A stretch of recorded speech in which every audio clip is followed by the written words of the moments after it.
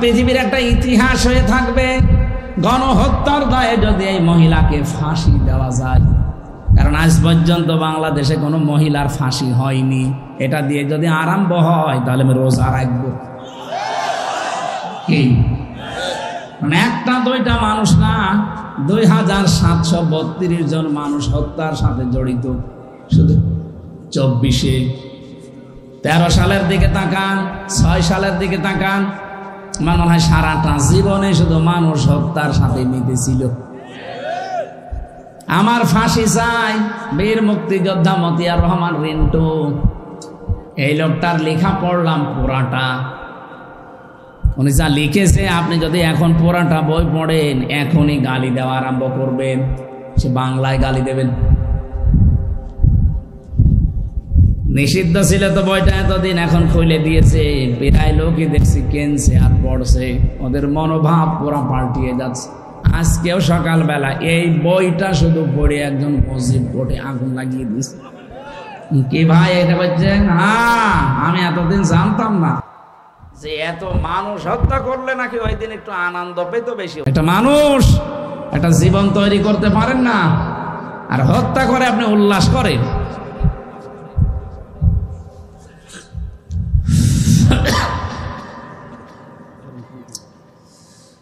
আমার ভাইরা, বাস্তবতায় এইটা। আমি যদি সত্যিই সুপারিশের যোগ্য হয়ে না থাকি, নবীজি না তামাম পৃথিবীর সব কিছু আমার জন্য বললো, মালিক আমাকে নেবে না। এই জন্য আমি এখন থেকেই ভাবি আসলে আমি সুপারিশের যোগ্যতা অর্জন করেছি কিনা। একা একা যখন থাকি মাঝে মাঝে চিন্তা আসে, আল্লাহ তুমি যদি বলো হামজা 2024 সালের নভেম্বর মাসের 30 তারিখ পর্যন্ত তোকে মাফ করে দিলাম, যা। শুধু ডিসেম্বরের 1 থেকে 30, এই 30 দিনের হিসাব দিয়ে তুই জান্নাতে চলে যা। আমার যা কাজ কারবারে 30 দিনের হিসাব দেওয়া আমার দ্বারা সম্ভব না। আপনারা পারবেন না? আপনারা পারবেন? কত কঠিন শর্ত লাগিয়েছে কোরআন সূরা তাহা। এটা 16 নম্বর পারা 18 নম্বর পৃষ্ঠার 10 নম্বর লাইনের 109 নম্বর আয়াতে আছে। তাফসিরে ফি জিলালিল কোরআন সাজ্জাদ কুতুব লিখেছেন, ইল্লা মান আদিনা লাহুর রহমান আর রাদিয়া লাহু কাওলা। আমার তো মনে হয় মানুষের জীবন পরিবর্তনের জন্য পুরা কোরআন লাগবে না, এই দুইটা শব্দ যথেষ্ট, যদি বুঝে পড়তে পারে। কি সূক্ষ্ম শব্দ আল্লাহ দিয়েছেন দেখেন। আপনার জন্য এজেন দেওয়া লাগবে, অনুমতি দেওয়া লাগবে। আমি যদি ভাইয়ের জন্য আকিসের মালিককে কিছু বলি, উনি তো আমাকে আগেই অনুমতি দিয়ে রাখবে যে আপনাকে আমি বললাম এরকম কোনো মানুষ পেলে আপনি দেবেন। যে সেই যোগ্যতায় তো উনি পৌঁছাতেই পারেননি। উনি নেবে বিএ পাশে ম্যাট্রিক ফেল, হবে। 2 নম্বরে রাদিয়াল্লাহু কাওলা, এটা আরো গুরুত্বপূর্ণ। নবী আপনি যার জন্য সুপারিশ করবেন আমার কাছে, ওই লোকটা কথাবার্তা যা বলে দুনিয়ায় তার উপরও আমার রাজি থাকা লাগবে। এমনও তো ওকে দেশ থেকে বিদায় নিয়ে চলে গেল, এখন পালিয়েছে, হয়তো 100টা কথা বলতো, 99টা মিথ্যা কথা। বিশেষ করে হাসাও মাহমুদ, ওর জীবনে কোনো সত্য কথা আছে বলে আমার মনে হয় না। 2 নম্বরে কাওয়া কাকু, কথা বলছে না কেন? কাওয়া জীবনে একেবারে মরণের ঘর থেকে ঘুরে আসলো, মনে হল্লাম যে যাই হোক একটু বেঁচে গেছে, যখন আল্লাহ বিল্লাহ করবে। ওরে বাবা, শয়তানি আরো বেড়ে গেছে। কথা বললেই শুধু মিথ্যা কথা বলে আর মানিয়ে বলে আন্দাজে। মাসুদ তুমি ভালো হয়ে যাও, ভালো হয়ে করবে কি? ওকে ভালো হতে দিয়েছেন আপনি? যেটা আমি দেখতে পেয়েছি, জেলখানায় না গেলে আমি অনেক কিছু জানতাম না। এদেশে 1628টা চেয়ার ছিল। কয়টা? 1628টা আছে। মানে এই চেয়ার না, ওই যে ওই সমস্ত চেয়ার গুলো যেগুলোতে দেশ চালানো যায়, এই 1628টা চেয়ার যতদিন পর্যন্ত ভালো না হবে, এদের কথাবার্তারা যখন লাইন মতো না আসবে, ততদিন এই দেশ শান্ত হবে না। এখন যদিও হালকা পাতলা লাইনে আসতেছে, এখনো পুরাটা আসেনি। আমরা চাই এই 1628টা চেয়ারে যাদেরকেই বসাবেন, তাদের চরিত্র যেন হযরতে আবু বকরের মতো হয়। দেশটা এমনি দাঁড়িয়ে যাবে। কি করেছিলেন তার জীবন থেকে 2 মিনিট বলি। হযরতে আবু বকর সিদ্দিক তিনিও রাষ্ট্রের দায়িত্বে ছিলেন। তার স্ত্রী একদিন ডাক দিয়ে বলছে, স্বামী ছেলে পায়েস খেতে চেয়েছে, ঘরে তো ওই রকম কিছু নেই, এক কাজ করেন অর্থমন্ত্রীর দায়িত্বে যিনি আছেন বাইতুল মালে, তাকে বলেন আগামী মাসের বেতন যেন আমাদেরকে দিয়ে দেয় অ্যাডভান্স।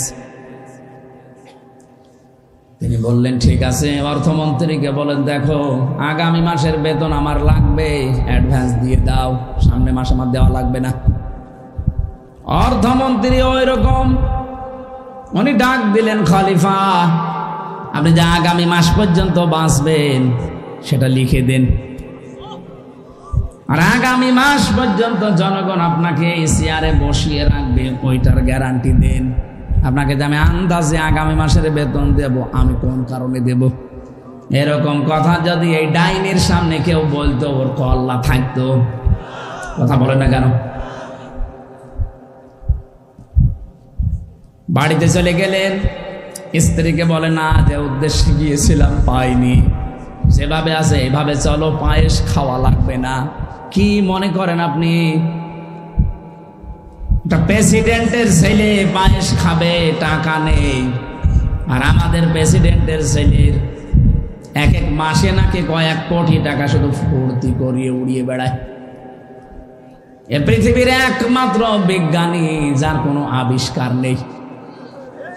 হ্যাঁ, পৃথিবীর একটাই মাত্র বিজ্ঞানী আছে যার কোনো আবিষ্কার নেই।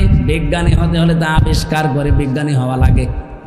আর এমন এক বিজ্ঞানী আমরা পেয়েছি জীবনে কোনো আবিষ্কার করেনি, নামে বিজ্ঞানী।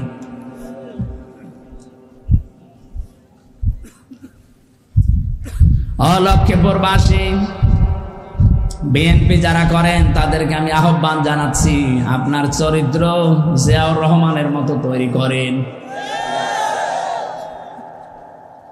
ভাঙ্গা বাক্স একটা প্রেসিডেন্ট, আপনি কোথায় আছেন? কার আদর্শ মেনে আপনি রাজনীতি করেন? আমি তো কিছু বুঝি না। আমার সাথে তো তারেক জিয়া সাহেবের পিএস ছিল 3 বছর আমার পাশে, তার বন্ধ ছিল গিয়াসউদ্দিন মামুন, আজ 14 বছর জেলে। বাতিলের রসানলে পড়ে এই মানুষগুলো, যুবক মানুষ কতদিন পর্যন্ত পড়ে আছে জেলখানায়। যাদেরকে যে মামলা দিয়েছিল আমি দেখেছিলাম জামিন যোগ্য সব, কিন্তু ওই ডাইনির কারণে আমরা কেউ জামিন পাইনি, খালি লাল দাগ মারা ছিল।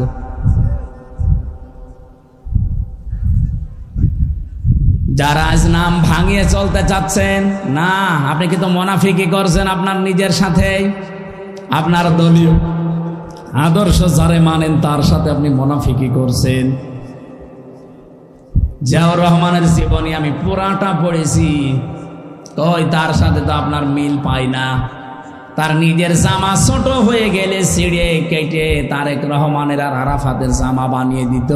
আর আপনি কি দল করেন যে আপনার জামার অভাব হয় না? মানতে হলে যে লোকটা করেছে তার মতো করেন, আপনি দাম পাবেন। আজ পর্যন্ত বঙ্গবন্ধুকেও হত্যা করা হয়েছে, জিয়াউর রহমানকেও হত্যা করা হয়েছে, কিন্তু বঙ্গবন্ধুর নামে কেউ শহীদ বলে ডাকে না। অথচ জিয়ার নাম শুনলেই মানুষ বলে শহীদ জিয়া, এমনি বলে। আরাফাতের ময়দানে যান, লক্ষ লক্ষ হাজী সাহেবেরা তার জন্য অন্তত একবার হলে দোয়া করে, কারণ মাথার উপরে যে ছায়াটা পায় ওই ছায়ার আবিষ্কারক জিয়াউর রহমান। নিম গাছ লাগিয়েছিল, লক্ষ লক্ষ নিম গাছ লাগিয়ে দিয়েছে। আমিও তো কয়বার গেলাম, সেখানে যাবার পরেই এমনি অটোমেটিক আমার মুখ দিয়ে দোয়া চলে আসে, আল্লাহ তুমি যাই করো শহীদ জিয়াকে মাফ করে দিও, কারণ তার কারণে আজকে আমরা একটু ছায়া পাচ্ছি। কত লক্ষ হাজিরা যায় সেখানে, সবাই কিন্তু এই দোয়াটা করে। আর আরাফাতের ময়দানের দোয়া 100 ভাগ কবুল হয়। সুবহানাল্লাহ বলতে পারেন না? আপনি এরকম কিছু কাজ করে তো দেখাবেন মানবতার জন্যে। আপনি যদি এখন উল্টা পাল্টা আরম্ভ করেন, আরে ভাই কত গোয়েন্দা লেগে আছে আপনি জানেন দেশে বিদেশের, আপনি কিছুই টের পাচ্ছেন না বাস্তবতা। আমিও টের পেতাম না, কিন্তু এখন টের পাচ্ছি। বিশেষ করে 3টা বছর আমি এই কঠিন অবস্থায় না থাকলে আমি অনেক কিছু জানতাম না। দুনিয়ায় গা ভাসিয়ে চলতাম, এখন দেখছি না, এই কুষ্টিয়া থেকে এ পর্যন্ত এসেছি, এটা আমার কপাল। আবার বাড়িতে ফিরে যাব, যদি সহিষ্ণুভাবে ফিরে যেতে পারি, এইটাও আমার কপাল। কত কিছু লাগানো আছে আমাদের পেছনে, প্রতিটি মানুষের পেছনে এটা লাগানো আছে। আমি ধরা পড়ার পরের দিন মাওলানা আমিরুল ইসলাম বেলালি, সাতক্ষীরায় বাড়ি, আলেমদের সভাপতি ছিল ওই সময় মুফাসসির পরিষদে। উনি আমার বাড়িতে কল দিয়েছে, জিজ্ঞাসা করছে, হামজাকে যদি খবর পাও তো বলবা এই কথাগুলো। ও শয়তানরা দেখছি সকালবেলা আমার এই রিমান্ডে এইগুলো দেখাচ্ছে। আশ্চর্য তো, কোথায় কে কোন নাম্বারে কল দিয়েছে সেটা পর্যন্ত সব রেকর্ড করা ছাড়া। আমি যদি একটু উল্টা পাল্টা মিথ্যা বলবো না, ওইগুলো আমারে দেখি আগে। ওই সময় বলেছি, বসে বুঝেছিলাম যে কি অবস্থায় আছি আমরা। বিশেষ করে বাটন মোবাইলে যারা কথা বলে, এ বাটন মোবাইলে কথা বলা আর থানায় বসে বসে কথা বলা একই। বলে হোয়াটসঅ্যাপ রেকর্ড হয় না, কে বলেছে রেকর্ড হয় না? সবগুলো রেকর্ড হয়। এই জন্য গোয়েন্দা নজরদারি দিয়ে লেখা, দেশের 18 কোটি মানুষই আছে, দেশি এবং বিদেশি। তামাম দুনিয়ায় যে ভয়েস অফ আমেরিকা, মাইক্রোসফট, এগুলো সব খ্রিস্টানরা আর ইহুদিরা চালায়। আপনি দেখেছেন কি কি রিপোর্ট এখন বের করছে। ভারত এতদিন আমাদের পেছনে মিথ্যা তথ্য ছড়িয়েছে, প্রপাগান্ডা চালিয়েছে যে বাংলাদেশের সংখ্যালঘু নির্যাতন হয়, এটা দাহা মিথ্যা কথা। পৃথিবীতে এখন 257টা দেশ আছে, সবচাইতে বেশি সংখ্যালঘু নির্যাতনের তালিকায় আছে ভারত। আর যত মিথ্যা তথ্য ছড়ানো 1 নাম্বারের তালিকায় ভয়েস অফ আমেরিকা দিয়েছে, এটাও ভারত। দেখেননি মলম সাংবাদিক, এই হকার এরকম মিথ্যা কথা বলে। 3 দিন আগে পঞ্চগড় এবং মাগুরা থেকে 2 জন মহিলা গেছে তাদের হাতের চিকিৎসা করাবে। ওই মলমের ভাইরা ভাই আছে আর একজন বলছে, আপনি বলেন যে বাংলাদেশে আপনার মেয়েকে রেপ করা হয়েছে, ওই দেশে পূজা পার্বণ করা যাচ্ছে না, আমরা পালিয়ে চলে এসেছি, আপনি এটা বলেন, আমরা বিশ্ব মিডিয়ায় ছড়িয়ে দেই। মেয়েটা ওই রকম ডাক দিয়ে বলছে, কি বলেন আপনি? আগস্টের 5 তারিখের পর থেকে আজকের এই দিন পর্যন্ত সব চাইতে বড় নিরাপদে আছি আমরা হিন্দুরা। আর আমার মেয়েকে রেপ করা হয়েছে মানে মেয়েকে আমি নিয়ে এসেছি হাতের চিকিৎসা করার জন্য। কি মিথ্যা তথ্য ছড়ান আপনারা! আপনাদের কারণে তো আমাদের হিন্দুদের বদনাম হয়ে যাচ্ছে। তামাম দুনিয়া এখন কিন্তু সব বুঝে ফেলেছে, এজন্য সাবধান হবেন। ডোনাল্ড ট্রাম্প এটা মাত্র 7 দিন আগে একটা হুমকি অলরেডি দিয়ে দিয়েছে। কি কথা কিছু বোঝেন?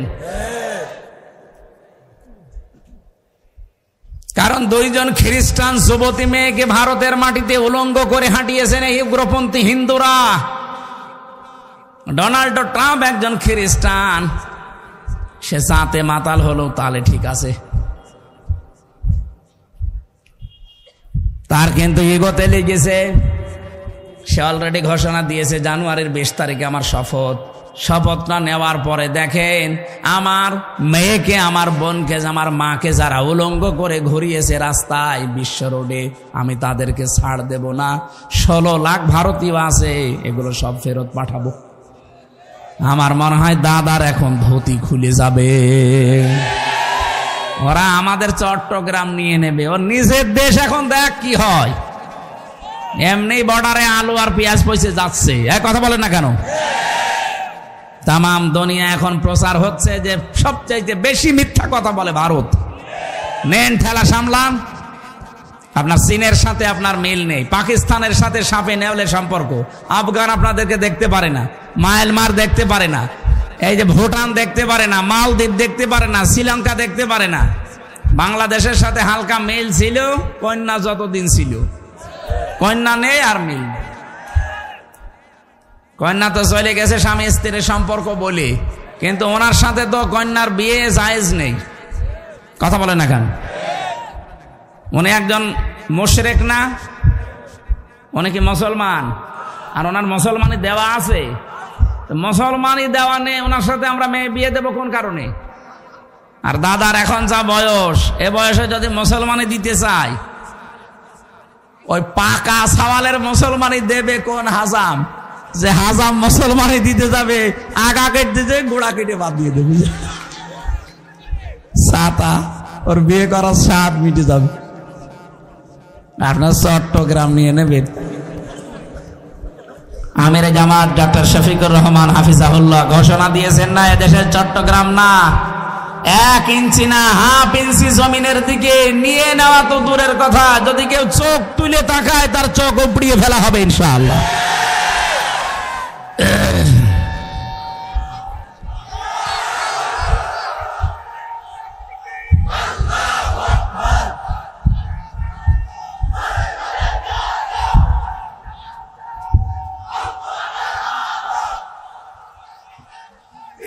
আলহামদুলিল্লাহ ভাই,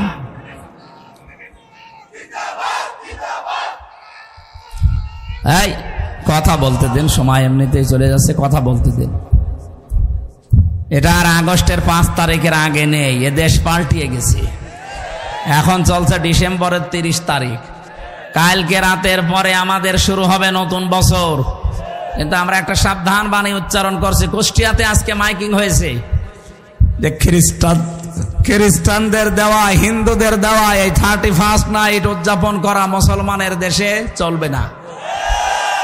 কুষ্টিয়াতে এমনি একটা সাংস্কৃতিক রাজধানী, সেখানে যদি ঘোষণা আসতে পারে এই নোয়াখালী, কুমিল্লা, ফেনী, চাঁদপুর, লক্ষ্মীপুর, এটা তো মুসলমানের আঁকড়া, আলেমদের জেলা এগুলো। আমরা সারা দেশে তাই জানি যে এটা আলেমদের শহর। এই কথা বলেন না কেন?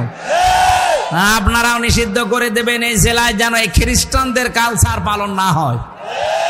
অনেক যুবক কিন্তু এটা পালন করার জন্য টাকা পয়সা অনেকে গুছিয়েছে, যে ফুল দেবে প্রেমিকাকে। কিসের প্রেমিকা? বিয়ের আগে প্রেম করা জায়েজ আছে, খালি ফুল দেওয়া জায়েজ আছে। 31st নাইট এটা হিন্দুদের, খ্রিস্টানদের কালচার। আজকে তওবা করেন না, যা করেছিলাম আর সামনে কোনোদিন করব না। এই 4-5 জেলা তো আমার ধারণায় আসে না। আমরা এখান থেকে ইসলাম নিয়ে আমরা পালন করি। সারা বাংলাদেশের 64 জেলা জানে, কুমিল্লা, নোয়াখালী, ফেনী, চাঁদপুর আর লক্ষ্মীপুর, এই 4-5টা জেলা আলেমদের শহর। এখানে ইসলামের চর্চা বেশি হয়। এই ইসলাম কোন ইসলাম? এটা 31st নাইট পালন করা। ওদিন যদি পালন করতেই হয় রাত 12টার পরে তাহাজ্জুদে দাঁড়াবেন, অন্তত 4 রাকাত, 8 রাকাত, 12 রাকাত তাহাজ্জুদ পড়ে কঠিন একটা সেজদায় পড়ে থাকবেন আধা ঘন্টা 1 ঘন্টা। বলবেন, আল্লাহ বিগত জীবনে যাই করেছি অন্তত সামনের বছরটা আমি তোমার পথে চলতে চাই। এইটা 31st নাইট এইভাবে পালন করা যাবে না। ঠিক আছে, আলহামদুলিল্লাহ। আমি নবীর উম্মত হওয়ার জন্য আমি সহ যারা আসলাম, আমাদের যোগ্যতা যেন ওই পর্যায়ে যায়, নবী যেন আমাদের দিকে দেখেই বুঝতে পারে না এটা আমার উম্মত ছিল। আল্লাহ আমাদেরকে কবুল করুন, আমিন। আমরা আজকে তেলাওয়াতকৃত আয়াত সূরা মায়েদার 8 এবং 9, এই 2টা আয়াতের সাবজেক্ট হচ্ছে ন্যায় বিচার। কি বিচার? আমরা কোরআনে কারিম থেকে তাফসীর আকারে কথা শুনতে চাচ্ছি। সূরা মায়েদা 120টা আয়াত আছে, 16টা রুকু আছে। আমরা পড়েছি মাত্র 2টা আয়াত, 1 আয়াতের তাফসীর করব 8 নম্বর আয়াতে। আমার বিষয় কি বললাম? বলেন। কিয়ামতের ওই কঠিন ময়দানে কোন নামাজিকে, কোন রোজাদারকে, কোন দানশীলকে, কোন পর্দাওয়ালা মহিলাকে আল্লাহ আরশের ছায়ায় স্থান দেবে বলেন নাই? বলেছে ওই মানুষকে আমি স্থান দেব যে দুনিয়ায় ন্যায় বিচার কায়েম করতে পারে। এটা শুধু রাষ্ট্রের বিষয় না, ব্যক্তিগত জীবন থেকে শুরু করে আমরা একেবারে আন্তর্জাতিক জীবন পর্যন্ত পুরা কোরআন দিয়ে মিলাতে চাই। এই চলে যাচ্ছেন মানে? আমার এখানে বসিয়ে রেখে চলে যাচ্ছেন কেন? আর প্রসাব, পায়খানা আর বিড়ি খাওয়ার নেশা লাগলে যাবেন। অনেকে আবার নেশা আছে। আপনাদের চট্টগ্রাম বিভাগ না এটা? এই বিভাগের জন্য তোমার বিড়ির মাসলা আলাদা। এই এলাকার ইমামও বিড়ি খায়, যদিও এখানকার নাই, চট্টগ্রামে আমি পেয়েছি। হ্যাঁ, হালি শহরে আমি নিজে দেখেছি ইমাম সাহেব বিড়ি খাচ্ছি। কে ভাই বসে অসুবিধা নেই, মাকুল। সিলেটে আরো বেশি খায়, কিন্তু আমাদের খুলনা বিভাগে বাড়ি, আমার খুলনা, বরিশাল, এই 2 বিভাগের মানুষ বিড়ি না। ইমাম সাহেব, মুয়াজ্জিন সাহেব, খাদেম, রাস্তা মসজিদ ঝাড়ু দেয়, সেও যদি বিড়িখোর হয় তারও রাখবে না। আপনাদের যেহেতু এলাকায় এগুলোর নেশা আছে, এই এলাকায় বিড়ি তো তৈরি হয় না, এগুলো হয় সব কুষ্টিয়া, যশোর, কুষ্টিয়া, কুড়িগ্রাম এই সমস্ত জেলায় তৈরি হয়। ওগুলো সব সাপ্লাই দিয়ে আসে। কি দিয়ে বানায় দেখেছেন? তামাক। সব চাইতে বেশি চাষ হয় কুষ্টিয়া, চুয়াডাঙ্গায়। এগুলো সব ফেলে রাখে রোদে, কুকুরে, শ্রীগালে, বিড়ালে প্রসাব করে, পায়খানা করে, রোদে ঝাড়া দিয়ে প্যাকেট করে পাঠিয়ে দেয়। যতই ঝাড়া দিক মাল মশলা কিন্তু লেগে থাকে। এক কথা বলছে না কেন? ওইটা ই করে আপনারা খান, শোক টান যতই দিন, ভেতরের অবস্থা তো ভালো না। বিড়ি খাওয়াটা ছেড়ে দিন ভাই, যদি পারেন ছেড়ে দিন। 22,000 কোটি টাকা, 22,000 কোটি টাকা লস হয়ে যাচ্ছে শুধু আগুনে পুড়ে পুড়ে। আরো 5টা ক্ষতি হয় বিড়ি খেলে। আমি তো বিড়ি খাওয়ার ওয়াজ করছি না, এটা নিষেধ করার জন্য। ওয়ালা তুহলিকুম ওয়ালা তুলকু বিআইদিকুম ইলা তাহলুকা, নিজেদেরকে নিজেরা ধ্বংস করে দিও না, এটা আত্মহত্যার শামিল। মানুষ মনে করে বিড়ি খেলে আর কি কয়েকটা জিনিস নষ্ট হয়ে যায় ভেতরে। আর আপনাকে আল্লাহ যা দিয়েছেন এগুলো সব আল্লাহর পক্ষ থেকে আমানত। একটা জিনিস আপনি নষ্ট করতে পারবেন না ইচ্ছা করে, কথা বলেন না কেন? সুতরাং এটা যারা খাচ্ছেন ছেড়ে দেবেন। আর যদি খুব বেশি নেশা লাগে, আজকের মতো খান, খেয়ে আবার তাড়াতাড়ি চলে আসবেন ইনশাআল্লাহ। দেখলেন, ইনশাআল্লাহ বলছি, তার মানে এরা খাবে। এবার আমরা কোরআনে যাচ্ছি, নেন। আল্লাহ রাব্বুল আলামিন বলেন, ইয়া আইয়ুহাল্লাযীনা আমানু, ওহে যারা ঈমানের দাবি করো। ডাক দিয়েছেন আল্লাহ কাদের? আরো জোরে। এখানে আমরা যারা আছি সবাই কি ঈমানদার না বেঈমান? না না, আপনি আন্দাজে বললে হবে। সাহাবী প্রশ্ন করলেন, হে নবী, আমার ভেতরে যে ঈমান আছে আমি টের পাবো কি করে? নবীজি বললেন, ইদা সাররাতকা হাসানাতুকা ওয়া সাআতকা সাজ্জিআতুকা ফাআনতা মুমিন। যখন তোমার ভালো কাজগুলো তোমাকে আনন্দ দেবে আর অন্যায় কাজগুলো তোমাকে কষ্ট দেবে, ভেতর থেকে একটা বাধা আসবে, প্রতিবন্ধকতা সৃষ্টি হবে, তখন বুঝবে তোমার ঈমান আছে। বাংলার মুসলমানেরা, আমাদের সবার কাছে কি ভালো কাজ ভালো লাগে? বলেন না কেন? অন্যায় কাজ অন্যায় মনে হয়। এই যে মোবাইলের ভেতরে যাদের এমন এমন দৃশ্য আছে, সিনেমা আছে, নভেল, নাটক আছে, যেগুলো নিজে দেখলে আনন্দ পান, অন্য কেউ দেখলে আপনার লজ্জা লাগে, এরকম কোন দৃশ্য যদি থাকে এই মুহূর্তে ডিলিট করা লাগবে। যাই আছে নিজে দেখলে ভালো লাগে, অন্য কেউ দেখলে আপনার লজ্জা লাগে, শরম লাগে, এইটাই কিন্তু গুনার কাজ। কথা বলেন না কেন? এরকম কোন দৃশ্য নেই মোবাইলে? এখনই ডিলিট করেন, তারপরে ওয়াজ শুরু করছি। নেন, কারা কারা ডিলিট করবেন হাত তোলেন তো, হাত তোলেন। হ্যাঁ, দাঁড়িয়েলা ভাই, দেখি মোবাইল, দেখি কি আছে আপনার। ওই যে আপনার পাশেরটা, কি আছে? কি কিছুই নেই, কিছুই নেই। আলহামদুলিল্লাহ, এলাকা ভালো আছে। তাহলে নবীজির হাদিস অনুযায়ী ঈমান আমাদের আছে কিনা, এটা একটা থার্মোমিটার। যখন ভালো কাজগুলো আপনার ভালো লাগবে, অন্যায় দেখলেই আপনার ভেতর থেকে একটা বাধা আসবে, কষ্ট লাগবে, তখন বুঝবেন আপনার ঈমান আছে। কি কথা বলেন না কেন? এই ঈমানদারকে আল্লাহ ডাক দিয়ে জানিয়েছেন, কোন তোমরা হয়ে যাও কাওয়ামিনা লিল্লাহ শুহাদা বিল কিসত। এক নম্বরে তোমরা আল্লাহর জন্য দাঁড়িয়ে যাও, সত্যের সাক্ষ্য দেওয়ার জন্য। ন্যায় বিচার কায়েম করা এবং সত্যের সাক্ষ্য, এই দুইটার জন্য তোমরা দাঁড়াও। এ ঘোষণাকার বাংলার ইমানদারেরা, দলমত নির্বিশেষে আজকে আমাদেরকে দাঁড়াতে হবে ন্যায় বিচার কায়েমের জন্য আর সত্য সাক্ষ্য দেওয়ার জন্য। আল্লাহ রাব্বুল আলামিন বলেন, ওয়ালা ইয়াজরিমান্নাকুম শানানু কওমিন। ওরা কোরআন শরীফে যত আয়াত আমি তাফসীর পড়েছি, এইটা আমার কাছে সবচাইতে ভয়ের আয়াত।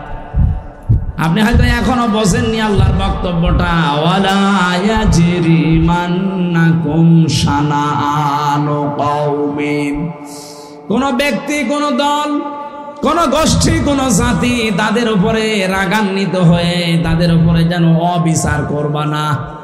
হিংসার বশবর্তী হয়ে কোন ব্যক্তি, কোন পরিবার, কোন সমাজ, কোন দল, কোন জাতি, কোন গোষ্ঠী এদের উপরে হিংসার বশবর্তী হয়ে রাগ করে কোন অবিচার চাপিয়ে দিবা না, এ ঘোষণা কার?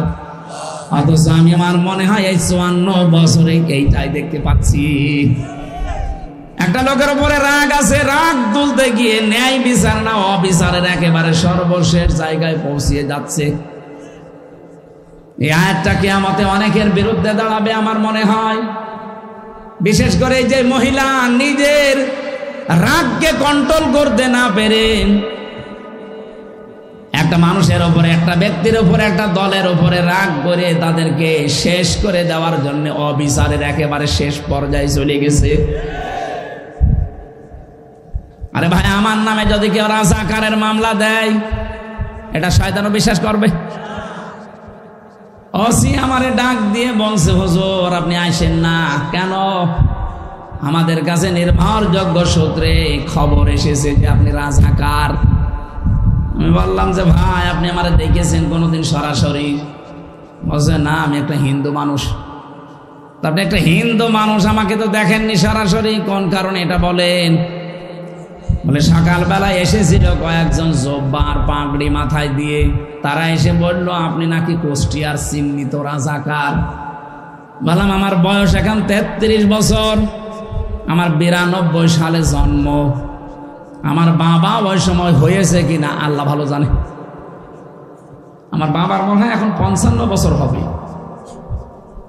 55 বছরের বাবার বয়স, আমার বয়স 33, আমার মা আরো মনে হয় 4-5 বছরের ছোট হবে আমার বাবার। আমার বাবারই তো ওই সময় বিয়ে হয়নি। কথা বলেন না কেন? আমার বাবার তো অন্তত ওই সময় বিয়ে হলেও আমার মায়ের ওই সময়, আমার বাবার সাথে বিয়ে না হলে আমি কিভাবে হলাম দুনিয়ায়? আপনি কি কারণে এগুলো করছেন আমাকে একটু বলেন তো। আমি নিজে করতে চাইনি, আমাকে দিয়ে করাচ্ছে মাইজ ভান্ডারের কিছু লোক। এমনি এবারে বুঝলাম যে হ্যাঁ, ওদের আঘাত লেগেছে কোন জায়গায়। তার কিছুদিন আমি সূরা ফুরকানের 68 নাম্বার আয়াতের একটা ব্যাখ্যা বলেছিলাম, ওটা নাকি ওদের বিরুদ্ধে গেছে। ওয়াল্লাযীনা লা ইয়াদউনা মা'আল্লাহি ইলাহান আখার। রাব্বুল আলামিন বলেন সাবধান, আল্লাহকে যারা ডাকো তার সাথে অন্য কাউকে জুড়ে দিবা না। এই কথা বুঝতেছেন? আল্লাহকে যারা ডাকে তার সাথে অন্য কাউকে যারা ডাকবে, ইউদাফ লাহুল আযাব, তাদের শাস্তি ডবল হবে। কয়টা? আরো জোরে। অথচ যে কুমিল্লা, ব্রাহ্মণবাড়িয়া, চাঁদপুর এই সমস্ত জেলাতে আমরা দেখি জিকির করে আল্লাহর, কিছুক্ষণ পরে ইয়ালি বাবা, কেল্লা বাবা, ফতে বাবা। এই কথা বলছে না কেন? আপনি কোথায় পেয়েছেন আল্লাহর সাথে কেল্লা বাবা, ফতে বাবা বলা লাগবে? যারা করে এগুলো, ওই কথাগুলো কোরআন দিয়ে তুলে ধরলে যেহেতু ওদের ব্যবসা বন্ধ হয়ে যায়, মানুষ বোঝে যে তো ভণ্ড। কারণ এই কাজ করলে শাস্তি পাওয়া লাগবে ডবল। নিজেরাও জাহান্নামে যাচ্ছে, আমাদেরকেও সাথে নিয়ে যাচ্ছে। আবার নাম নিয়েছে সুন্নি। কিসের সুন্নি? আপনি বেদাতি। কারণ ইসলামের ভেতরে নতুন একটা জিনিস আবিষ্কার করেছেন, কেল্লা বাবা, ফতে বাবা, শাহ আলী বাবা, দয়াল বাবা। এক কথা বলছেন এখানে। ওরা যদি জাহান্নামে যেতে চায় যাক, অন্তত আমরা যারা সচেতন কোনদিন আর এরকম উল্টা পাল্টা জিকির, আরো জোরে বলেন। ওরা এই কারণে ওসির কাছে নালিশ দিয়েছিল যে উনি পীর মাশায়েখ মানে না। কিসের পীর মানি না? পীর মানে উস্তাদ, শিক্ষক। তার কাছে আমি কিছু জানার জন্য যাব, তার গা পা টিপা লাগবে, উল্টা পাল্টা জায়গায় হাত দেওয়া লাগবে। কোথায় পেয়েছেন আপনি? অনেকে খেদমত করতে করতে বউ পর্যন্ত দিয়ে আসে, যুবতী মেয়ে দিয়ে আসে। আরে ভাই, আপনার বউ দিয়ে আপনি পীরের গা টিপান? আল্লাহর ওলি মনে করি। তোরা শরীরের ভেতরে এমন জায়গা আছে যেখানে হাত লাগলে মরা মানুষ জিন্দা হয়ে যায়। ও যদি এখন জিন্দা হয়ে পড়ে। বাংলাদেশে 48,000-এর উপরে দরবার, অধিকাংশ দরবারে ইসলাম নেই, সবগুলো বানানো ইসলাম চলছে। আর আমার কুষ্টিয়াতে তো একটা আছে আল্লাহর ওলি লালন শাহ। বিভিন্ন মানুষ এই সমস্ত এলাকা থেকে বাস ট্রাক ভরে ভরে যাচ্ছে। সারা দেশ মিলিয়ে আপনি যেই কয় মন গাঁজা না পাবেন, তার চাইতে বেশি গাঁজা পাওয়া যায় লালনের মাজারে। কারণ বাংলাদেশের ভেতরে একটাই নিরাপদ জায়গা যেখানে পুলিশ পাহারা দিয়ে গাঁজা খাওয়ায়। আর আপনারা আন্দাজে ওখানে যান, তওবা করবেন। আওয়াজ যারা শুনতে পাচ্ছেন যে জীবনেও অন্তত ওখানে যাব না। প্রকাশ্য জেনা, ব্যভিচার আর এই গাঁজা খাওয়া প্রকাশ্য, কিচ্ছু বলে না, লাইসেন্স করা আছে। আমার ভাইরা, এই মিথ্যা মিথ্যা মিথ্যা মামলা দিয়ে, মিথ্যা সাক্ষী দিয়ে মানুষের জীবন যারা নষ্ট করে দিয়েছেন, আল্লাহ পাক তাদেরকে আজ নির্দেশ দিচ্ছে, ঈমানের দাবি করো, ভালো করে শোনো। দাঁড়িয়ে যাবে না এই বিচার কায়েমের জন্য।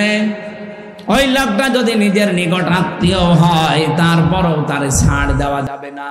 কারণ অধিকাংশ আগের উম্মত যারা, ওই মানুষগুলো ওখানে যে মানুষগুলো কয়েদি আছে তাদেরকে পর্যন্ত পিটাতে যেত। কোথায় আছে এখন জানি না, মনে বের হয়েছে, মরে গেছে। ও গণপিটুনিতে মরেছে, আলহামদুলিল্লাহ। আচরণ খুব খারাপ, ভেতরে থাকতে জ্বালিয়েছে।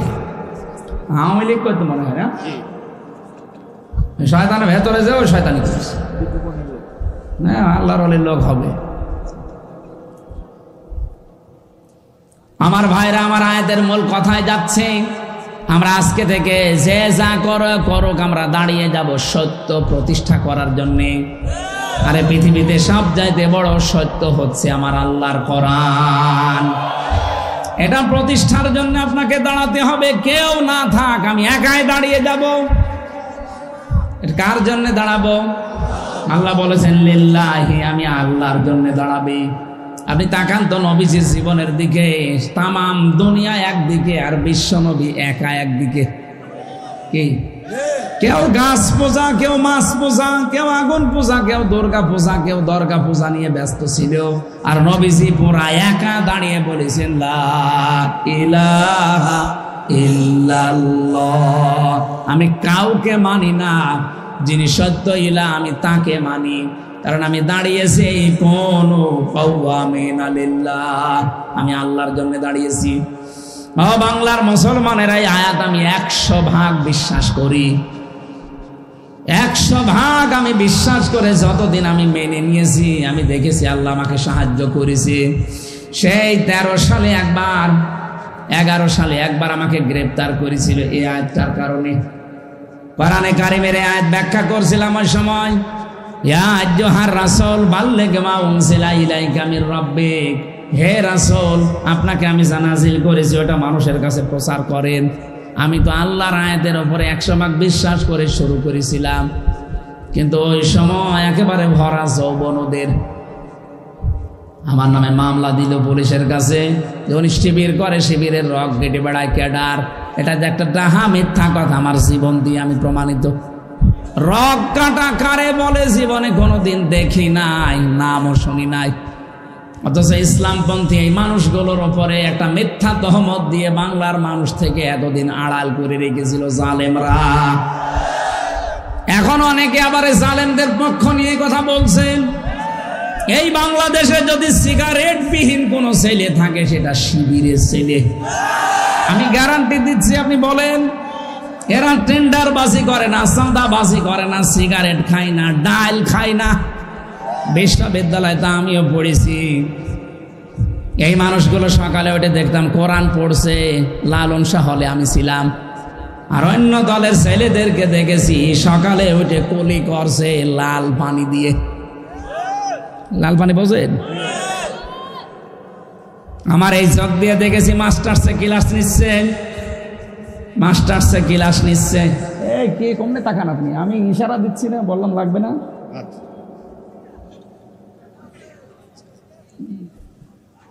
মাস্টার্সে ক্লাস করছিলাম, হঠাৎ শুনতে পেলাম হইচই। কি হয়েছে? পরে শুনলাম যে এক শিক্ষককে জুতা দিয়ে পিটিয়েছে মাস্টার্সের এক ছেলে। স্যার বলছে যে বাবা আমারে ছেড়ে দিয়ে আমি জীবনে আর ক্লাসে আসবো না। বলছে না, বাংলায় উচ্চারণ করলাম না। বলছে শালা তোরে আমি মেরেই ফেলবো। পড়ে কিসে? মাস্টার্স। আমি এই চোখে এইটাও দেখেছি, শিক্ষক অজু করছে, ছাত্র পায়ে পানি ঢেলে দিচ্ছে। ছাত্র পায়ে পানি ঢেলে পরিষ্কার হয় না, নিজের হাত দিয়ে পরিষ্কার করে দিয়েছে, অথচ বয়স 7 বছর। ওইটার বয়স 26 বছর আর এটার বয়স 7 বছর। ছাত্র তো দুইটাই। একে বলে 3 দিন মাদ্রাসার মক্তবে গেছে, এখনো আলিফ বা তাও পড়া শেষ করতে পারেনি। তার আচরণ দেখেছেন। আর ওটা মাস্টার শেষ করে কালকে ডিসি হবে, এসপি হবে, টিএনও হবে, ওসি হবে। সে শিক্ষককে গালি দিয়ে পিটাচ্ছে। একটাই কারণ, এর ভেতরে কোরআন আছে আর ওর ভেতরে কোরআনের আলো নেই। এটা মানুষ হচ্ছে আর ওটা জানোয়ার অলরেডি হয়ে গেছে। রক্কাটার নাম আজ মুসলমানদের ইসলামপন্থীদের ভেতরে লাগিয়ে দিয়েছে জালেমরা। এই কারণে মানুষ যেন এদের কাছে না আসে। একটা মানুষের রগ কেটে দেওয়া, এর মতো মানবতা বিরোধী অপরাধ আছে। এদের ভেতরে আমার ভিডিও আছে। আজকে আসার সময়ও দেখছিলাম, 5 আগস্টের এই দিনে একটা ছেলে হেঁটে যাচ্ছে আর একজন তরবারি নিয়ে এক কোপে তার হাতের উপরে। দেখেন নিয়ে ভিডিওটা? আপনি বলেন তো এটা মানুষ বলা যায়? জীবিত মানুষকে আপনি কোপ দিচ্ছেন। বিশ্বজিৎ হত্যার যে মামলার আসামি প্রধান আমার সাথে জেলখানায় ছিল, আমাদের মাঝে মাঝে এসে কান্নাকাটি করতো যে জীবনে ভুল করে ফেলেছি, কি করলাম। একটা হিন্দু, ও বারবার আমাকে বলছিল যে ভাই কিসের জামাত, কিসের শিবির, আমি তো মুসলমানই না।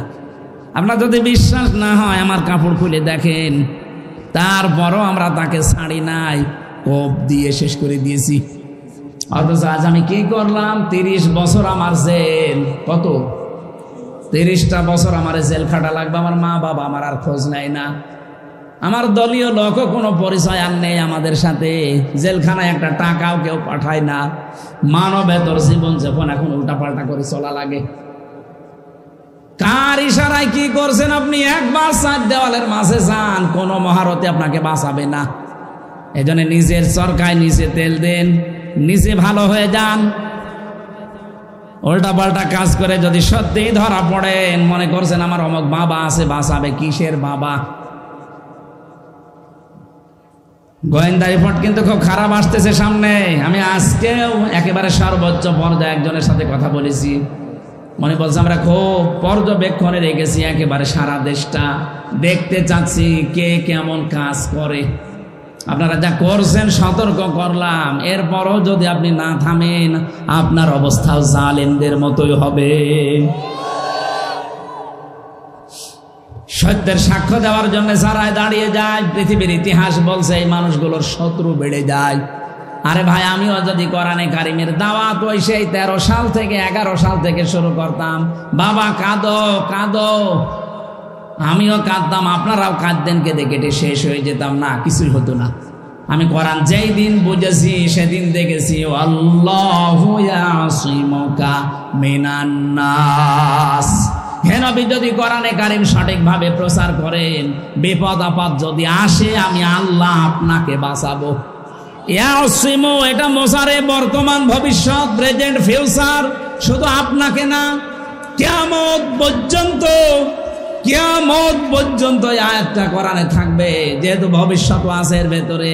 কিয়ামত পর্যন্ত আপনার মতো বিশ্বাস নিয়ে যারা কোরআন প্রচার করবে, আল্লাহর জন্য যারা সত্যের সাক্ষী দেওয়ার জন্য দাঁড়িয়ে যাবে, আমি আল্লাহ নিজে তাদেরকে বাঁচাবো। আল্লাহ আমারে প্রথম ওই 11 সালে বাঁচিয়েছেন, নয়তো ওই সময় যে গাড়া কলে ফেলে দিয়েছিল জালেমরা, আমার তো বের হওয়ারই কথা না।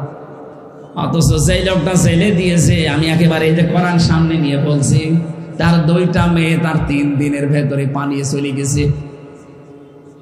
সে এখন নিজেও পাগলের মতো।